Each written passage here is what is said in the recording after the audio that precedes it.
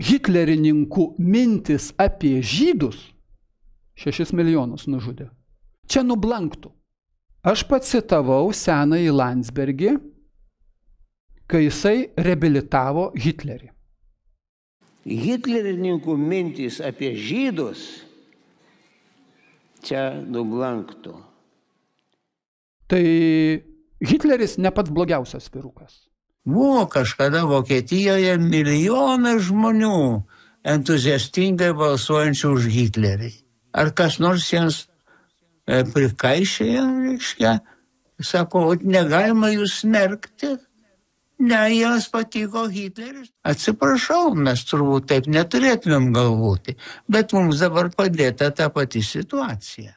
Mums siūlomas Hitleris, įvedamas į vyriausybę. Ir vyriausybė jokių būdų negali apsieiti be Hitlerio. Bus Hitleris, bus fašizmas. Puikiai, nesgi žinote, jeigu ne Landsbergis, tai Sąjūdžio nebūtų. Kadaise, kai kilo Lietuvos sąjūdis, mes atėjom tartum su pasiūlymu, su patarimu, kaip pagerinti padėtį. O Landsbergis tai sukūrė Lietuvą. Mes visi tą Lietuvą kūrėme. Kad tu kalbė apie Lietuvą.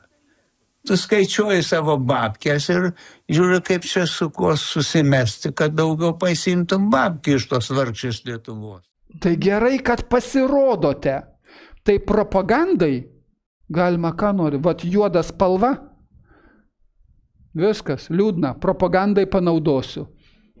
Arba galima į priešingą pusę panaudoti. Tai propagandai nereikia įrodymų. Apie ką kalbame, mielas mano bičiuliai? Susitarkim, apie ką mes kalbame.